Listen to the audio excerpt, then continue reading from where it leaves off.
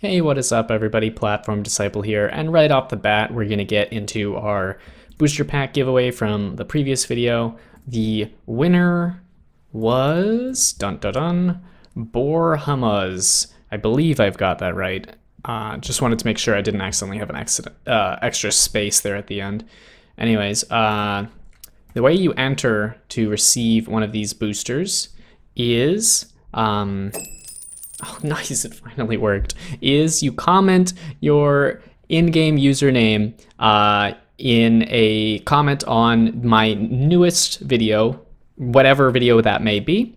And to streamline things a little, make it a little easier for me, if you put IGN, in other words, in-game name, in front of your username and put your username in quotes, and make sure that you've got all your, make sure your username's spelled right and check for capitalization problems.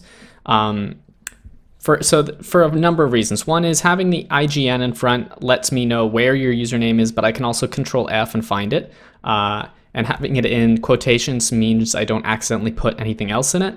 But anyways, Boar Hummus was not our first choice for winners. I went through two other usernames I found on the video, but they were invalid.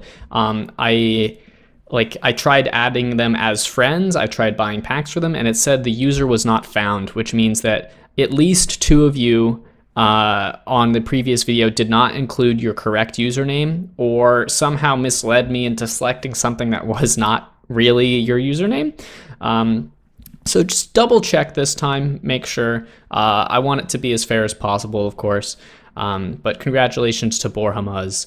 And we're going to get into our deck tech for today, which is a new Cancer deck, of course. And you all at this point are probably pretty familiar with Infested Abomination, known as one of the most obnoxious cards in the game because of its low level of interactivity. It allows your opponent or whoever's using it to essentially toss it in the graveyard and just let it do its work. But this deck is a little different than a traditional Infested Abomination deck, because the traditional ones focus on putting them in the graveyard and then just board wiping and killing your opponent's stuff over and over, and letting Infested Abomination do 90% of the work.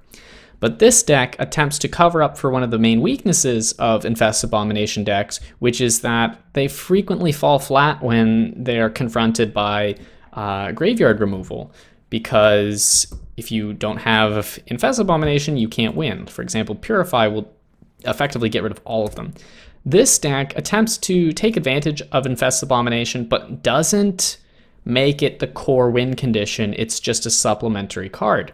And what this deck is basically a suicide aggro deck, where you just constantly throw your guys out. You don't care if they die, especially if they're Infested Abomination, and hope that you can grind your opponent down to 0 health or very close so that Infested Abomination can ultimately do its thing. So let's go over the cards. The purity of the deck is 1 Flamed On, 1 Exiles, 1 Sleeper. So in the command zone, we have Flamed On Footman because he is the best 1 purity, 1 drop that you can put in the command zone for Flamed On. Or excuse me, not for Flamed On, for 1 purity Flamed On. The best for 2 purity is obviously Chlor. And we need that 1 drop. We need to be able to affect the board as early as possible, and this just guarantees that we have the 1 drop. Then we've got Infested Abomination, which is obviously just a very good card, and having 1 in the command zone gives us 1 that we always have access to, and it also adds 1 to the total number we have available, which is nice. And then the final card is Alita Immortal Sufferer, which essentially gives us the ability to continually apply pressure even if we are having our characters die, which will happen very frequently. Admittedly, Alita does have sort of a non-combo, anti-combo with Infested Abomination, which is that you can't justify removing Infested Abomination, but you have so many characters that you're throwing away so quickly that generally you will have some character you can remove, and you can also remove the zombies that she creates, so generally speaking, you're not going to run out of resources. Real quick, I will mention that I could, instead of Alita Immortal Sufferer, have another Infested Abomination, but I do not. and that is because, once again, one of the main goals of this deck is to patch up one of the fundamental weaknesses of Infested Abomination decks, which is that they rely too much on them, and one graveyard removal will screw you over. Having Alita is something that will always generate pressure throughout the game, as long as she is alive. And if we lose our Infested Abomination strategy to Purify or something, then Alita Immortal Sufferer is going to help us out even more. Okay, let's jump into the characters. We have 3 Torchbearers. There's 2 over here. That one's a foil one. 3 Cowardly Recruits, 3 Flame Dawn Commandos, and that's what we have for 1-drops. And all of these are just aggressive characters. Flame Dawn Commando, of course, is a no-brainer good character. And the other ones, Torchbearer helps us automatically grind your opponent's health down, and Cowardly Recruit has the highest power, and the drawback is almost never relevant because of how many characters we have. For the 2-drops, we have Paladin of the Flame Dawn, and we do have 3 of them. There's just 2 hanging out over here. Just because charge characters are great, and of course being able to dodge Mass Death and Death Ray is very nice, but I will also mention very quickly that we do have Book of the Dead, Tome of the Dead, and our Paladin of the Flame Dawn will survive our own Tome of the Dead, which is very handy sometimes. Flame Dawn Hound, another high power charge character for low cost. Fleeting Footman, same business, and I will mention that there's only a 1 of Reckless Zealot, who has the highest power available as a 2-cost charge character, but your opponent gets 1 more maximum resource. That's such a huge drawback that we don't want to see Reckless Zealot until later in the game, where we don't mind if our opponent has an extra resource, or he is able to actually just kill them, in which case, if they're dead, it clearly doesn't matter. So that's why we're only running 1. Running any more risks the possibility that you draw 2 or something very early in the game, which is disastrous. Okay, we only have 1 3-drop character, which is Rapier Fanatic. And his job is to just go in there and do 14 damage. End of story. And if he gets in for 14 damage, then he's done his job, because all we're trying to do is grind our opponent's health down very early. We don't care about our characters staying alive, so Rapier Fanatic fits that theme very perfectly. And of course, he can also take out a very large defender if we have to. Flag Bearer also enables us to get in some free damage. He's in the 4-drop slot. Cavalry Paladin is basically just the bigger Paladin of the Flame Dawn, and we're running him for basically the same reasons. And last but not least, we have 3 more Infested Abominations, just to give us access to more of them. For abilities, we only have 2. We've got 2 Red Tapes, which stall very well, and that's what we're not trying to stall in the same way that a traditional Infested Abomination deck does, but this card takes a character out of the defense zone for 1 turn, and 1 turn is enough for us to put down a lot of damage, and it also forces our opponent to use resources to replay it. Then we've got 2 berries. We're not running 3 because it's not that crucial that we get Infested Abomination in the graveyard, but it is a very nice card that we can play for a low amount of resources that can have a very high impact. We've got 2 Brome Expanders, and we have those because we have 2 especially because we want to see this extra 2 power on our Assault Zone characters. Helps a lot with anything with charge. It also makes Alita that much more useful. And we've got 3 Tome of the Dead, which really makes this deck, because Tome of the Dead allows us to play full suicide mode in the Assault Zone, and our opponent has to actually care much more than we do if their characters die. This card lets us just go whole hog, and they can't really justify putting down 2 powerful characters because they know they're just gonna die. Okay, and for the sideboard, we've got 3 Spontaneous Combustions if we're against aggro decks, because this deck trades off some of its raw power to gain more resilience and direct damage.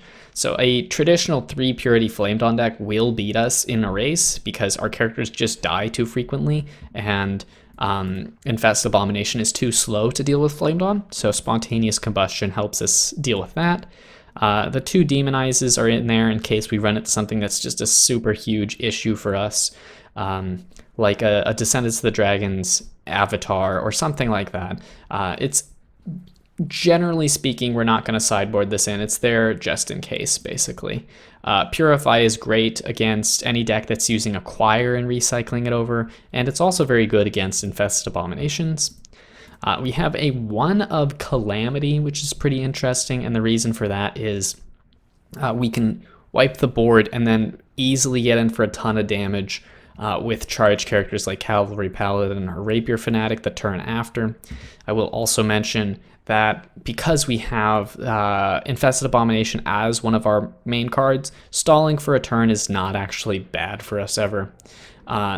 Then we've got Pillage the Village, which destroys a location and draws us a card. So if they have a location that's causing us a problem, pretty easy answer right there. And it replaces itself, drawing us a card is great. And Chaos in the Ranks, which is a pretty interesting one, because it's hard to play around. It can either be used defensively for us to stall, get characters out of the assault zone that our opponent has, or we can use it to move all their characters out of the defense zone and get in for some easy damage. The last thing I will mention in terms of sideboard is that most of the time the first card we're going to sideboard out is Bury, because game 1 our opponent is not going to have cards to remove our Infested Abomination from the graveyard from the game. But game 2, there's a very high possibility that they will sideboard in things like that. So Bury is substantially less important at that point. So yeah, that's the whole deck, and we're going to jump into our ranked gameplay now. Okay, here we are in game. Looks like we're against some kind of other interesting deck that I haven't seen much of. It looks like their general strategy, if we just had to take a guess by their command zone, is to get Devil of Despair to a very high health and then basically use Matriarch to keep him alive, but it's hard to tell. Good news is it doesn't look like it's particularly fast. The bad news is that Devil of Despair does a very good job of dealing with lots of small characters, which is, for the most part, what we're doing. We're putting our Flamed On Hound in front in case he plays Rabid Rabbit, but he did not. And we're still clear to be in the assault zone, because if he plays Devil's Despair, we trade, and he can't use Daude in the same turn, which is good. I think we're just going to play a charge character here, and we're going to play our Fleeting Footman because it has the most power, and we're just trying to get in for damage. We can still play around Rabid Rabbit. I think that's still the right decision. And we're going to bury and put an Infested Abomination into our graveyard. Okay, yeah, he used Daude right there.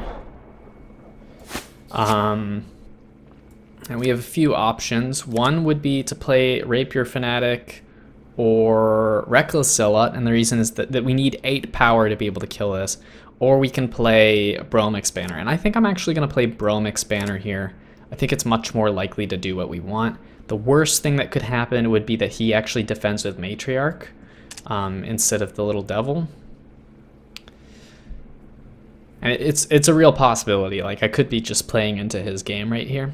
But good news is that because we've got an Infested Abomination in the graveyard, we're starting to do work, and we've already put him pretty low. And that's the goal of this deck, is just do as much early game damage as humanly possible, and then let the Infested Abominations just do some work. If we get a Book of the Dead out, that's even better, because that gives us a second opportunity for our charge characters to be relevant. And he did not defend here, which I think is a mistake. So he can Daude and put this thing up to 11 health.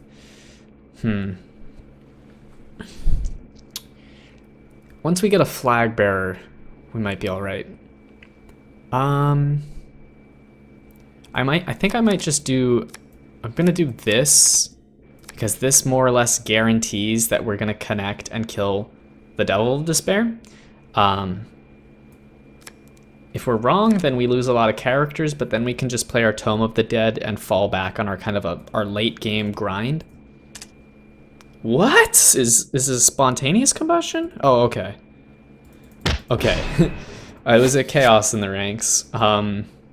Which, like I was saying when we were talking about the cards I include in the deck, it's very hard to play around that card. First of all, because not many people use it, and second of all, because it forces you to do some pretty counterintuitive things. Like, I was just not expecting that. Okay. Yeah, I think this is alright. And I expect him to defend with Matriarch this turn. Or he might play Tibat. We haven't seen a Tibat yet, though. His deck is very large, so even if he's running Tibat, his odds of drawing it are substantially lower. We're getting a little lag here, it looks like, but fortunately it doesn't impact how we play the game. It just impacts the quality of the gameplay video. I've had this happen before. It's kind of weird because my game lags, but then the recording of me doesn't lag. I don't know what it is. Oh shoot, I just realized Fleeting Footman should really always be in the back because if his defenders survive up till that point, Reckless Zealot is going to connect either way, and Fleeting Footman would go back to the support zone, which we don't want. Why? Is this another Chaos in the ranks? It's not?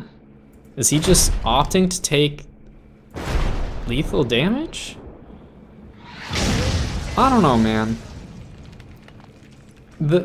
I don't think I played any substantial number of charge characters that turn. I'm sorry I don't remember. I think I remember playing yeah, I played Book of the Dead, the Cowardly Recruit, and then my Infested Abomination from the command zone. So I had that much power represented on the board. He could see it.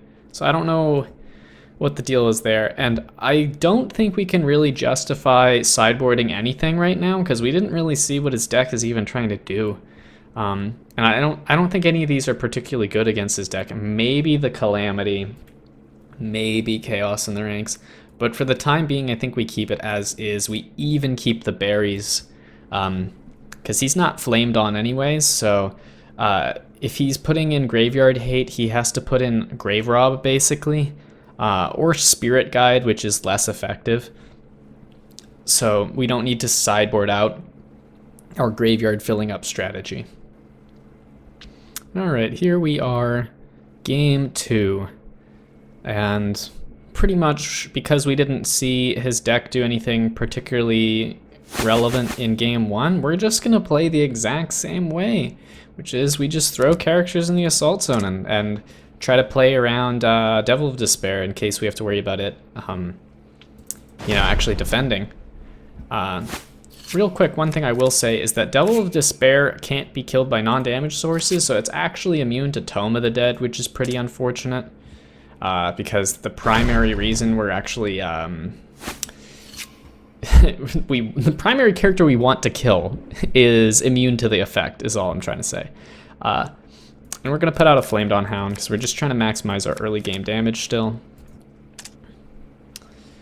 Putting out the Flamed on Hound also gives us the advantage if he does try to defend with if he defends with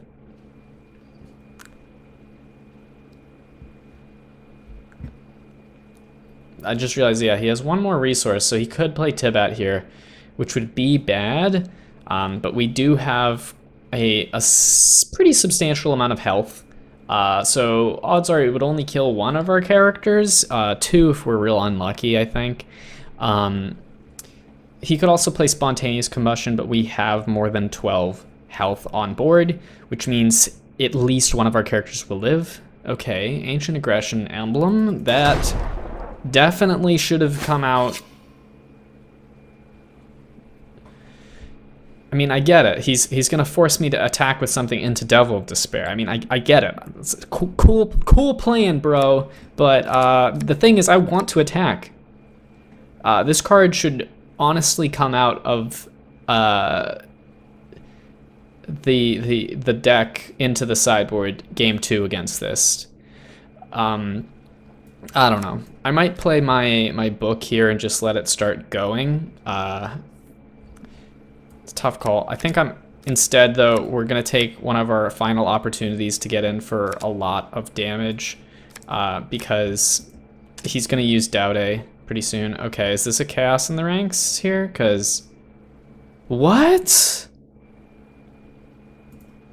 Sure. Go ahead. Kill your own guy. Come on. It's just, there's no way that was the best play. He's at 22 now. Gosh, wow. Wow. If we lose to this, I'll be embarrassed. We could lose to it, but the thing is, if he doesn't have graveyard removal, we have access to 1 and then 2 more once we get those killed. Infested Abominations, which will kill him in the course of 4 turns once they're all in the graveyard. And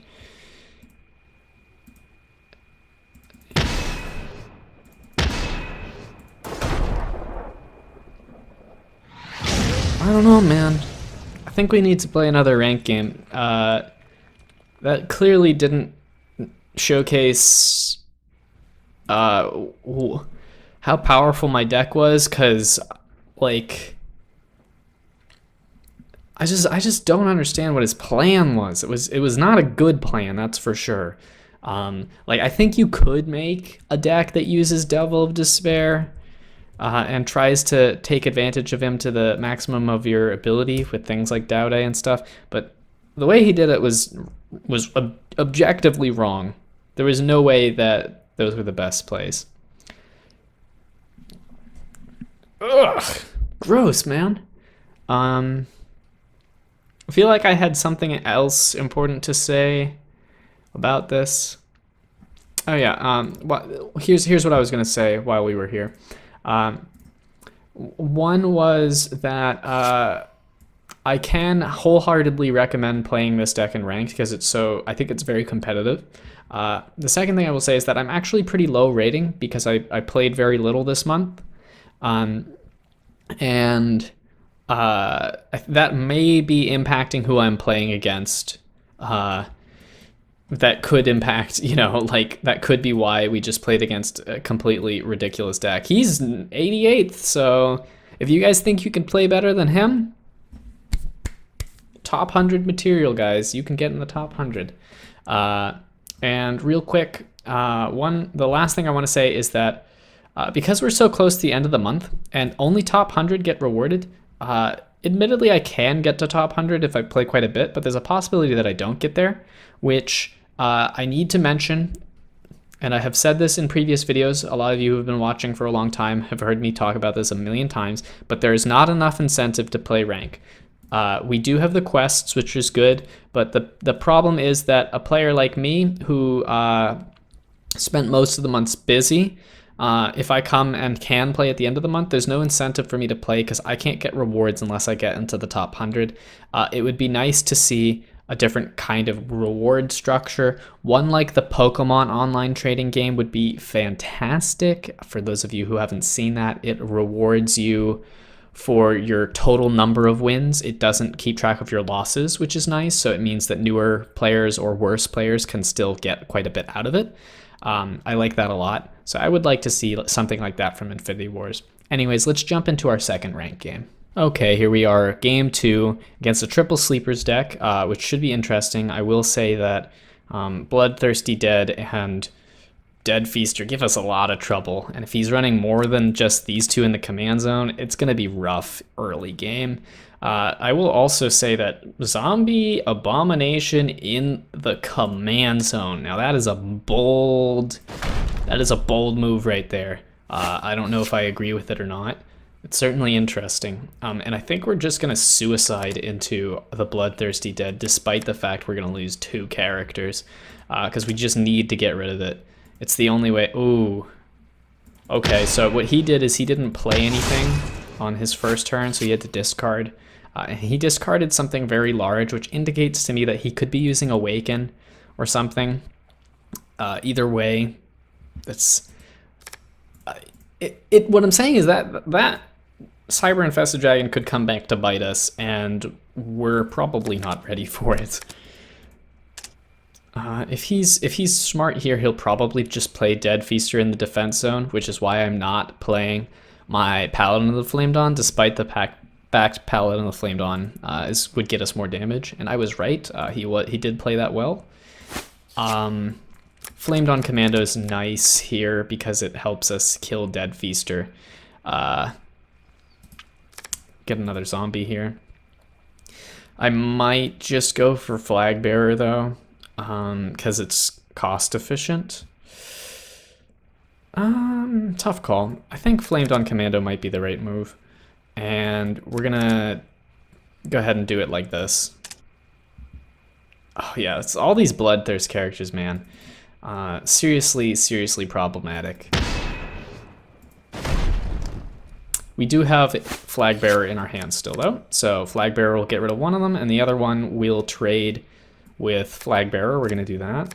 And we're still getting in for quite a bit of early damage, and like I mentioned when I was talking about the actual deck tech, there are awkward times where we don't have any characters in the graveyard that we can justify removing, because we obviously want Infested Abomination to be in the graveyard for as long as we can keep it in the graveyard. He's at turn 5, which means this would be the turn that he would play Awaken on Cyber Infested Dragon if he has it, or Raise Dead, or whatever particular version he uses. Fortunately for us, we do have a red tape, which will put it in the command zone, so we won't have to deal with it. Oh gosh. So that's why it's in the command zone. We can expect to see that coming out very soon. Wow, that's rough for us. This is certainly an interesting game. I don't know. It's hard. I think we have the advantage because we've ground him down so low. And we have these red tapes, 2 of them. We got really lucky and drew both of them. So even if he resurrects Cyber Infested Dragon or the Goliath, we can actually pretty easily deal with it for a turn or more, depending on how many resources he has. I think we'll do it. We'll do this. No, wait, why am I moving that? We'll do this. It's 9 damage right there, and it also gets our Infested Abomination killed, which is exactly what we want. Which card I remove from the graveyard doesn't usually matter very much, but he could be playing something that takes something out of the graveyard, so maybe I should have removed the Paladin. Okay, yeah. Yep. It's a real good thing we have red tape, or we would... Oh man, we'd be in some serious trouble. I will say that bare minimum, even if we win this game 2-0, Combo Monster has put up a much more valiant effort and has showcased a much more interesting deck that I like that a lot. Okay, nice. We got a Bromix banner. But I think the game ends here because of red tape. And unless he plays Deflect, which would be extremely weird and unusual, we're getting through his defense zone. This thing's going back to the command zone. Boomy. Boomy is the only card we have to care about here.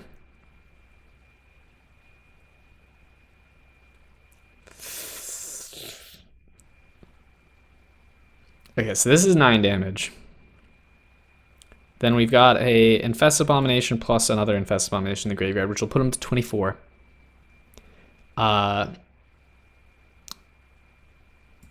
That's 20, 24.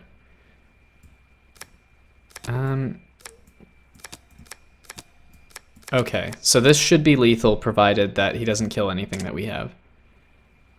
I think playing around Boomy is probably the right decision. Just even though he didn't,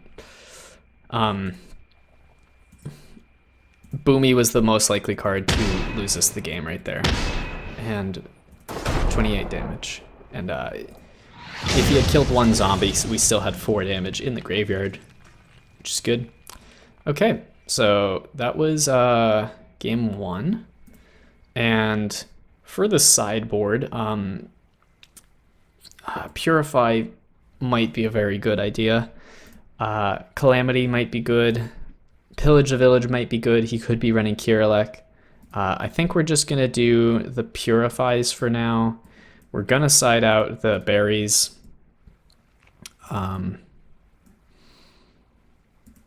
Calamity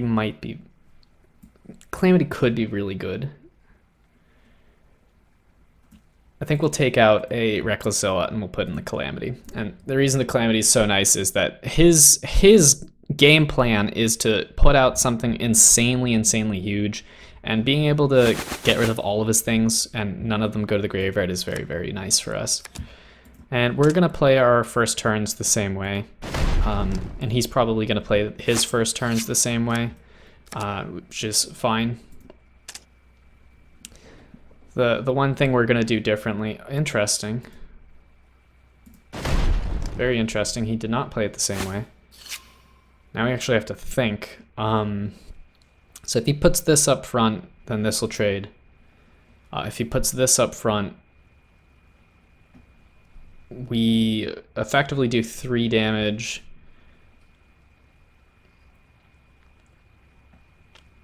It gets +2/+2, so it has 5 health. So we'd still kill it. That's the main point. And if I'm wrong, then, well, I'm wrong.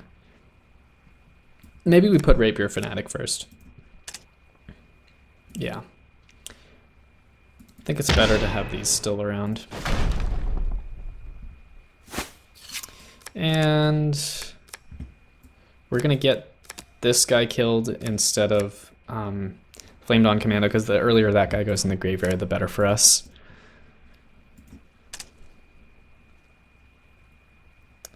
And this is basically exactly what we wanted to happen.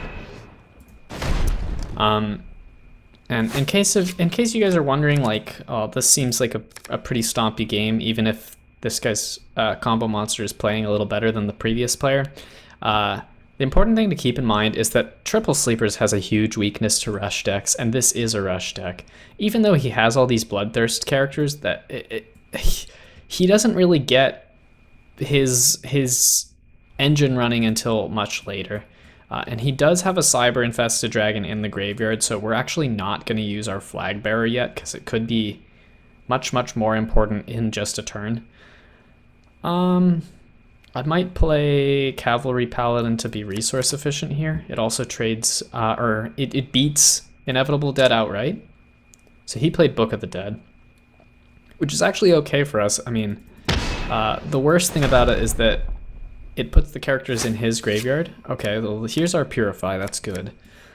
We can get rid of Cyber Infested Dragon. We also have priority, which means that he can't play Raise Dead this turn, which is also good. Once again, Alita not doing her job because of the specific characters we have in the graveyard. This will do the trick here, and we're gonna play that guy instead of Flag Bearer, because we're holding Flag Bearer in case he plays something we really need to get rid of. Is this Winds of War? Yeah, that's rough.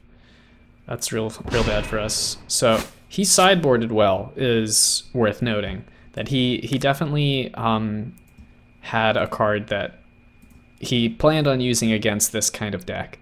The bad news for him, though, is that if he doesn't also have Graveyard Hate, these things will slowly kill him. I think I'm gonna play Bromix Banner here instead of Flag Bearer. It's a tough call, but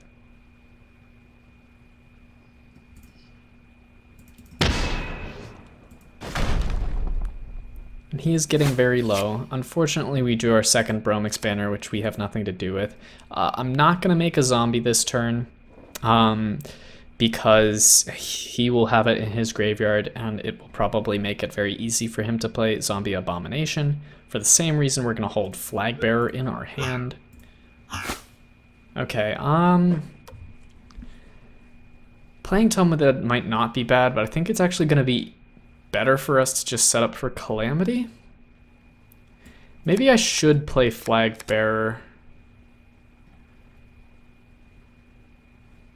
Can he full to 0 us though? That's the real question.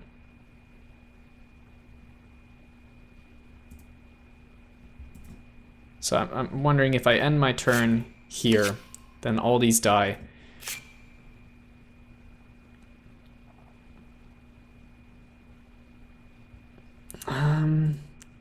That could be bad. It could be really bad. I think he still won't be able to play it though.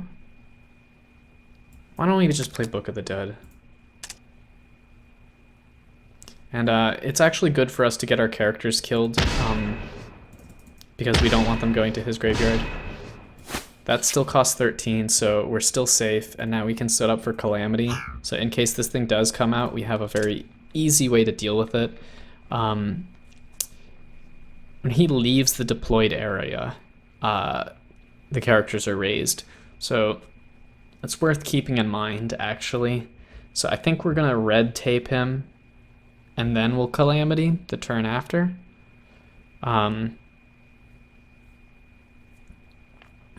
He's gonna think that, oh yeah, I got all these characters now, but okay. This is the turn where we play Flagbearer. I also forgot to make a guy last turn, which probably won't lose us the game, but it is worth keeping in mind, and Flagbearer is the reason why that's not out. For some reason, I've noticed that Flagbearer hasn't been animating recently. But that's unfortunately lethal damage, so we don't get to see the glory that is either Infested Abomin, or the huge Abomination guy either dumpstering me or the Calamity doing some crazy things. But that was a good game, and you guys got to see how the deck works out. I think it's very, very strong. I can wholeheartedly recommend playing in ranked. And before we go, I will say once again that we're doing a booster pack giveaway on every video. So like I explained earlier, make a comment on the video, type IGN in the comment with your username in quotes. Make sure you check for capitalization and other things. Just make sure your username's correct. And the one last thing I will say is that the card creation contest is coming to an end very soon. If for some reason you don't know about this, I have a card creation contest going on right now where you can go to the Steam group and you will see a post about the card creation contest, and you can make a submission. The top 5 winners will get rewards. Number 1 will get, I don't know why I'm looking up alt art, I don't think you can do that, but the number 1 person will receive an alt art Martyr Golem. I've seen some very good creations so far, but there are still definitely there's still definitely room to see other more good ones, and if you haven't made one yet, I recommend that you do so. Real quick, in case you didn't know, I'm just going to briefly summarize that the goal of the card creation contest is to make a 7 or greater cost Flame Dawn card that is playable but not unfair. Right now, all of the ones are fair but not very playable, so we're looking to see something a little more playable than these, but still in the realm of fair. So that's the goal. And that's it for today, everyone. Until next time, peace out.